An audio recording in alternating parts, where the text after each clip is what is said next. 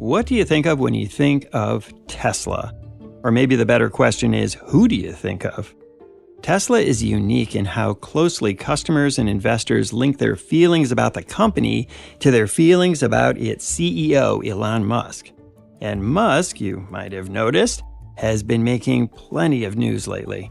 Bloomberg has been reporting that Twitter laid off about half of its workforce last week. Some 3,700 workers were fired via email. Elon setting off an uproar with a series of tweets suggesting a negotiation between Ukraine and Russia. On Twitter, Elon Musk said he'd be up for a cage match if Zuckerberg agreed. Zuck fired back on Instagram, simply saying, "Send me a location." I'll say what I want to say, and if the consequence of that is losing money, so be it. So you wonder, will Musk's very public and divisive personality impact the fortunes of the world's most valuable automaker? Tom Randall, a senior reporter for Bloomberg Green, went to find out. A person said, "I feel like my original interest in Tesla was partly built on my trust and interest in him, and now my continued interest in Tesla survives despite him."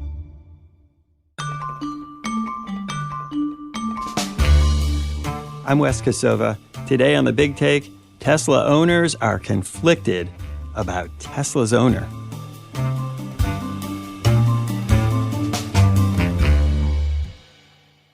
Hey, Tom. Great to see you again. Hey, Wes. Good to see you, too. Tell me about this project, because it was a huge undertaking. It's really interesting. All right, so if you can think back to the summer of 2018, this was when Tesla had hit kind of peak drama. It was on the verge of bankruptcy because they couldn't make the Model 3. They had built these two huge factories and just nothing was working. And then on July 1st, this was 5 years ago, Tesla announced a breakthrough and they had made 5,000 cars in a single week. And that was kind of the week that changed the world for EVs. Tesla is said to be pausing some Model 3 production just days after reaching its target of 5,000 cars a week. The news comes as some analysts question whether the company can sustain those high output levels. It was just yesterday. So what we wanted to do back then was know, what kinds of vehicles was Tesla making? Could these compete with the rest of the auto industry, or were these, a bunch of lemons? So we reached out to Tesla owners, and about 7,000 of them took our rather extensive survey about their car and about their experience buying it. And there were a lot of mixed results, but there was one kind of big takeaway back then. And that was that they had built an internal combustion killer. People loved these vehicles. After they got over some initial scratches in the paint and, misaligned panels on the doors, after that, they really loved their cars. So now it's been 5 years, and we wanted to know if the car had held up. This is the world's first mass-produced EV, and, how had people's opinions changed? A ton of interesting results, but once again, one thing kind of really stood out, and it wasn't about the car. It was about the man who makes them. Yeah, and that's really kind of the focus of your story, is that Elon Musk, who was once part of the appeal for a lot of Tesla buyers, now those same people who you return to them these years later have really mixed feelings about him. It's really interesting. Several dozen questions that we asked verbatim, the exact same question back in 2018 and now. And these are the same people, these are the initial buyers, the people who had taken a risk on Elon Musk and on Tesla. And out of all those questions, by far the biggest change in opinion, and it wasn't even close, was opinions about Elon Musk. That is not the only takeaway of the story. We broke this story up into 3 large parts. We have over 40 graphics. And to me, what really stood out is a kind of dichotomy between, how people felt about the cars and how they felt about Musk. And it's kind of hard to overstate both feelings. Driving enjoyment, it was almost a perfect score. Among thousands of people, it was over 99% of them said the Model 3 was a joy to drive. And when can you get 99% of people to agree on anything? It's astonishing. And then on the other hand was Musk's harm to Tesla's reputation, which was also overwhelming. People overwhelmingly said that. What in particular about Elon Musk did people say they didn't like or had concerns about? It all surrounds Twitter and his acquisition of Twitter last October and kind of his behavior on Twitter since then.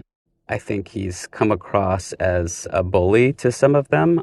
Also, his politics have shifted. He brought in Florida Governor Ron DeSantis in for his campaign announcement for President of the United States. He has hosted Tucker Carlson's show and promoted them regularly on Twitter once he was let go from Fox News. And, he has amplified a lot of conspiracy theories that have been wrong and, I think have been abhorrent to a lot of people. And what specifically did people say in the survey about that? Well, they're angry with him for doing it, and they want him to stop. And there's a real sense of being deeply conflicted because, Tesla owners, I think more so than the general population, give Elon a lot of credit for building the things that he's built and building something that they all have deep feelings toward. Tesla, its brand, its superchargers, pushing the future forward on electric vehicles. This is something that all of these early Tesla owners feel very, very strongly about. And they do think that Elon still supports all of those things, but they feel like he no longer represents their values. We asked a number of questions about, does he still serve as a role model for other business leaders? And people answered overwhelmingly no. And whether or not Elon Musk's politics represent theirs, if his values represent theirs, if his actions have impacted the brand. And that one, people felt very strongly that he had hurt the brand of Tesla. Maybe you can tell us what happened in between the time of that first survey when you said it was pretty precarious for Tesla and now, because boy, have their fortunes changed. So much has changed since then. I mean, Tesla is now the world's most valuable car maker by far. You can add up the next 10 combined, and their market value is equivalent to Tesla's. And Elon Musk has become the world's richest person because of that. And now electric vehicles, the move toward electric vehicles around the world seems to have hit kind of an inevitable stage. More than 5% of the world's sales last year were electric. And that's not including hybrids. That's just pure electric vehicles. And Tesla's kind of leading that charge. Tell us how you conducted this survey, because it was really big and you got a lot of information from people. It was multi-part. First, we went back to the people who responded to our original survey back in 2019. And out of those, I think we had several thousand people responded again. So we got a large response rate there that we were able to compare their responses to back then. Then we also opened up a second study of new Tesla owners just so that we could make sure that, these original Tesla owners were kind of representative of feelings from people who purchased their cars later. In all, if you just look at their comments when we had open-ended questions, we had more words. The word count of their comments between the older surveys and this new survey was more than the entire Harry Potter series combined. One of the things in the earlier survey seemed to be that people felt cool driving a Tesla because it was an electric vehicle, but also because Elon Musk was kind of cool. How has that changed? Yeah, so one of the things that we wanted to do with this survey is really allow people to speak in their own words. So we have these kind of comment graphics that you can search through all of the original responses. And there's a perfect comment in response to what you're saying. A person said, "I feel like my original interest in Tesla was partly built on my trust and interest in him. And now my continued interest in Tesla survives despite him." And I think that was kind of a common theme in there. Another person said, Elon Musk is 100% the reason why I may never consider purchasing another Tesla again. I love the vehicle, but do not want to support someone who has such vitriol and low opinion of the very people who have made Tesla a success. One of the things that's so fascinating about this is I wonder how many Toyota owners could tell you the name of the CEO of Toyota, or Volkswagen owners, name a brand. And yet Elon Musk seemed to be so tied up in the identity of not just the cars, but of the people who bought them. One of the things that shifted was how they report their sense of community. And in that last survey back in 2019, people would talk about, you would see another Tesla driving on the road and you would wave to them. Or, at the supercharger, people would just strike up conversations everywhere you went. And now that is kind of changed. Part of that's inevitable, part of a company getting bigger. But part of it is, that they feel like this is almost like a political yard sign that they're driving around in that is expressing a certain kind of belief. And, as one person said, I'd prefer that he not be so tied to the image of Tesla. I don't want my car to be an Elon Musk conversation starter. And you can imagine just rolling up to a friend's house and everybody just constantly wanting to start talking about Elon Musk purely because they drive a Tesla. And you're right, there's no other vehicle in the world and maybe no other product in the world that has that kind of symbolic resonance with the CEO. Now, these are some of the negative comments about Elon Musk, but you spoke to a lot of people, and not all people felt that way. Yeah, in fairness to Elon Musk, a lot of people still hold him in very high regard. Looking through the comments, a lot of people like to compare him to different figures. And there's a lot of, Edison and Henry Ford, those were kind of the most common comparisons, Da Vinci, and almost all of them were positive, apart from the comparisons to Trump. And that was the number one comparison, I think, to another figure. So yeah, people still admire him, and even people who don't like his politics still like the company and what they're doing, and they think the company represents something that they like, and they just kind of wish he would stick to that. After the break, how are veteran Tesla owners getting along with their cars?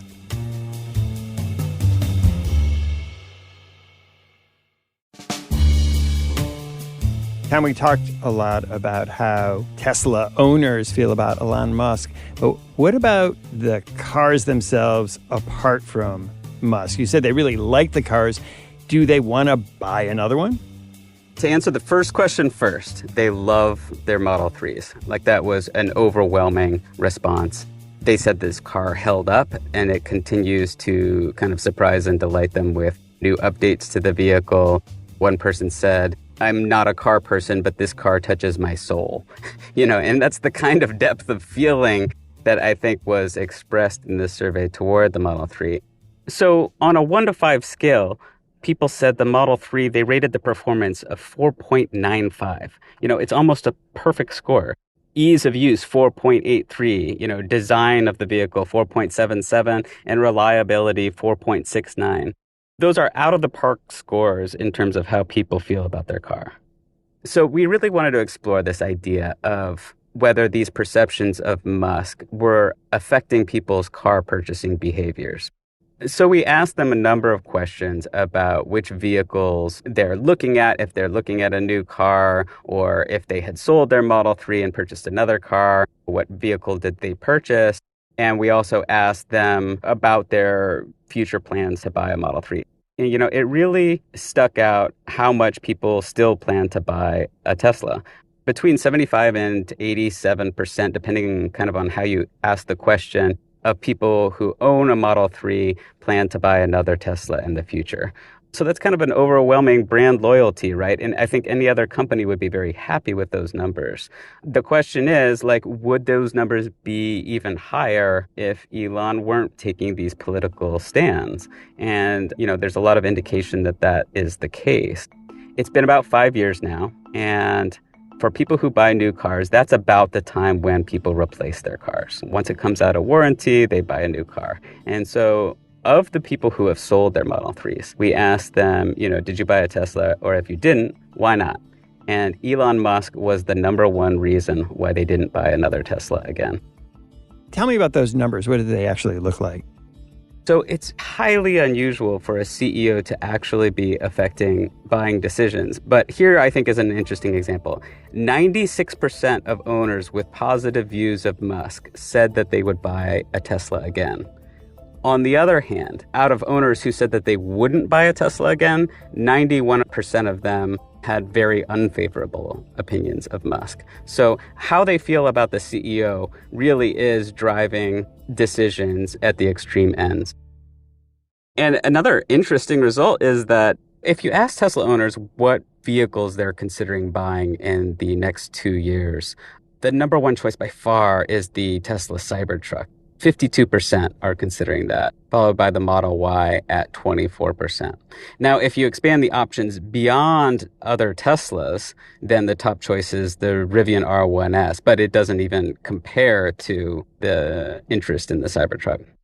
And why is it that people are so interested in this Cybertruck?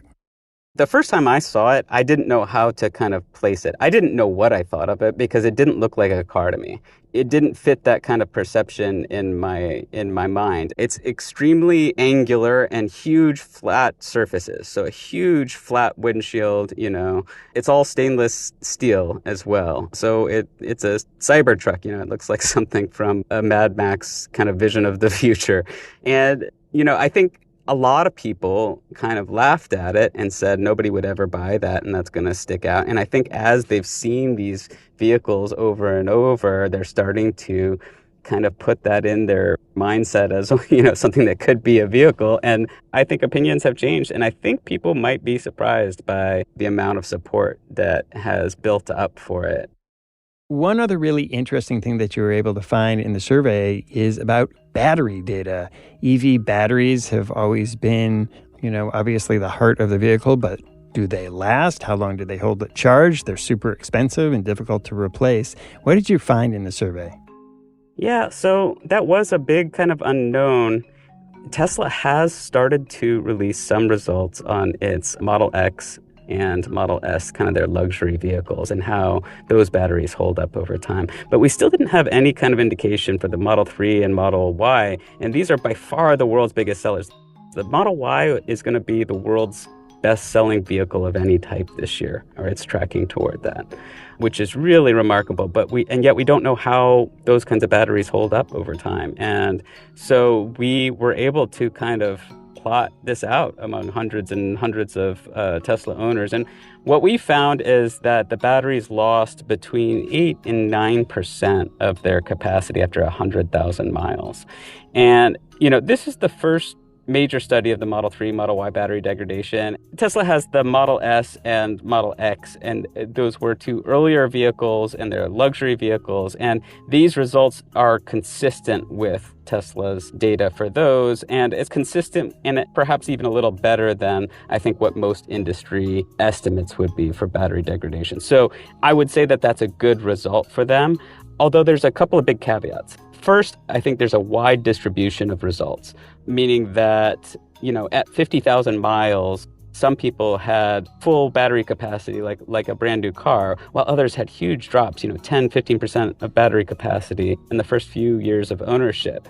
And that variation was reflected in people's comments about the car, where, some people were dissatisfied. They had planned on having a certain amount of capacity for their lifestyle, and, that kind of disappeared faster than they expected. The other caveat is winter driving. And we already knew that batteries perform worse in very cold temperatures. And part of that is just keeping the car warm. You've got the heater on, but there's a pretty big drop. But we didn't really know what kind of drop that was. So we surveyed it, and out of thousands of Tesla owners, the average decline was about 28% of battery capacity at freezing temperatures.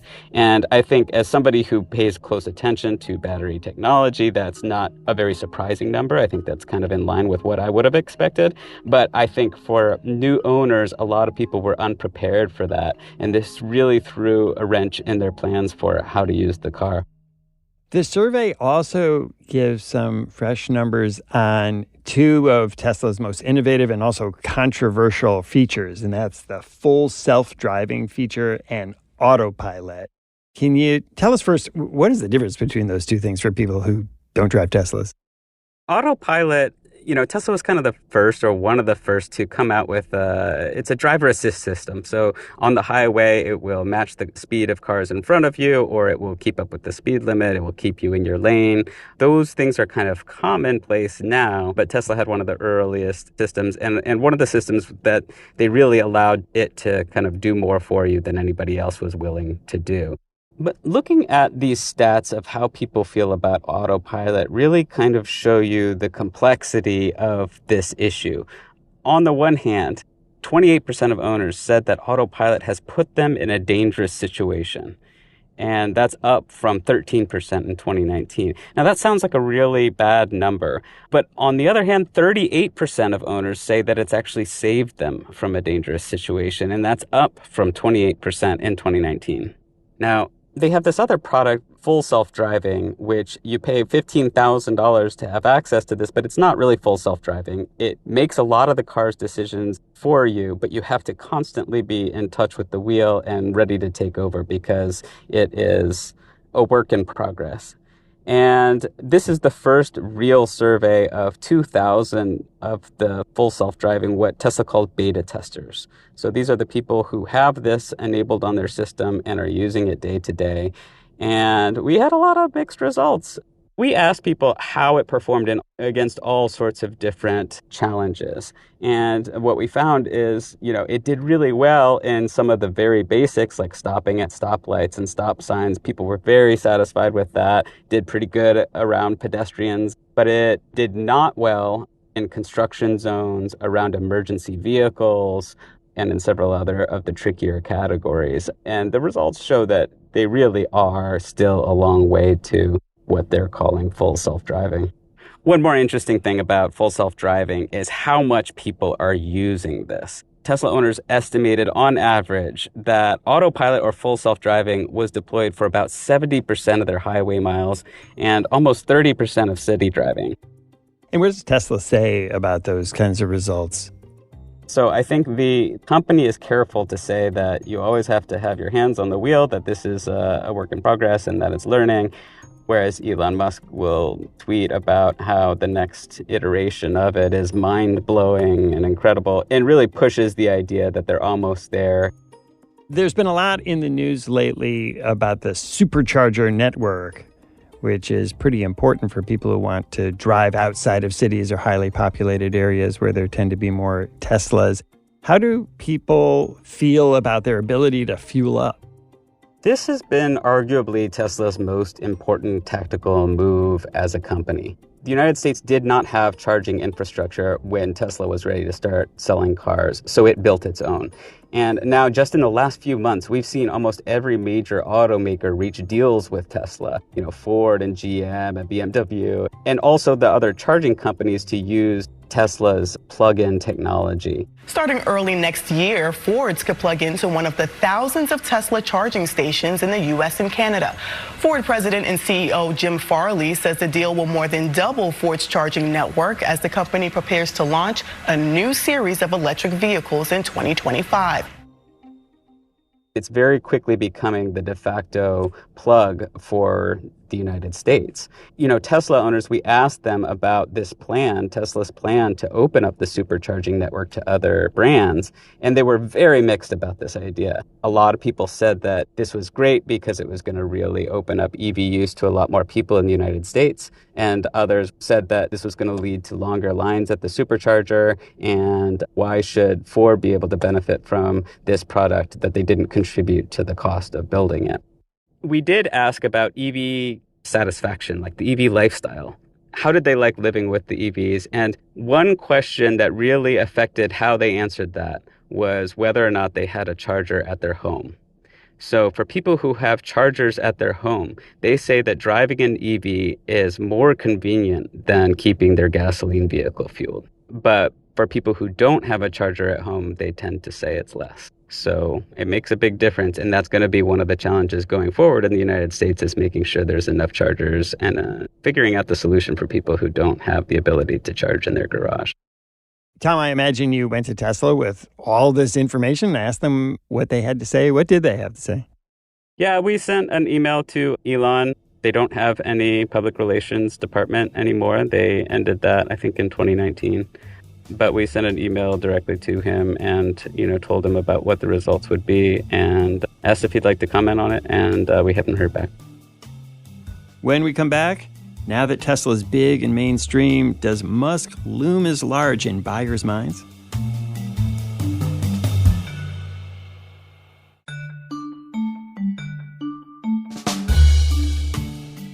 Looking over all of these responses and all this data about how people feel about Elon Musk, ultimately, does it really matter? how people feel about Musk when it comes to their decisions about Tesla? I think for Tesla, it's a tricky question. I think for any other company, the answer is most likely no. But for Tesla, this is a company whose whole kind of image and identity is tied up with this guy. His struggles have been Tesla struggles and vice versa. And so I think it matters in terms of that story that kind of helped Tesla get to where it is today, that struggle. You know, if people don't buy into the story as much as they used to, I think over time, you know, Tesla will lose some of the magic of its brand that's taken it to where it is today, especially with so much other competition entering into the marketplace. So if you were Elon Musk reading this survey, what would the big takeaways for you be? What would the lesson learned be? It's funny you say that. I have spoken to Tesla employees who were in the room near Elon Musk's desk when the first survey came out in 2019. And they said that when each new part came out, there would be cheers going up in the offices because of how overall it had been received. You know, that would quickly be followed by emails from the managers about things that they needed to put on their to-do list. I don't know if he is reading it or not. If I were reading it about myself, I would have to take a moment to think about what it is I'm doing and if it's worth the cost, because I think he's lost some people who really, really deeply supported him and no longer feel that support. As for the rest of the vehicle, I think Tesla can feel pretty good about the fact that their vehicle has held up across every reliability question that we asked. You know, people still really like this car, and they said that it's performed better than any other car that they've owned. And I think the people at Tesla can feel pretty good about that and about the direction of a lot of their new products, from insurance to solar. People really like the things that they're making and not get caught up in the politics of the CEO. Tom, thanks so much for coming on the show. Thanks, Wes. This has been great. Thanks for listening to us here at The Big Take. It's a daily podcast from Bloomberg and iHeartRadio. For more shows from iHeartRadio, visit the iHeartRadio app, Apple Podcasts, or wherever you listen. And we'd love to hear from you. Email us questions or comments to bigtake@bloomberg.net. The supervising producer of The Big Take is Vicky Vergolina. Our senior producer is Catherine Fink. Our producers are Michael Falero and Mo Barrow. Hilda Garcia is our engineer. Our original music was composed by Leo Sidran. I'm Wes Kosova. We'll be back tomorrow with another Big Take.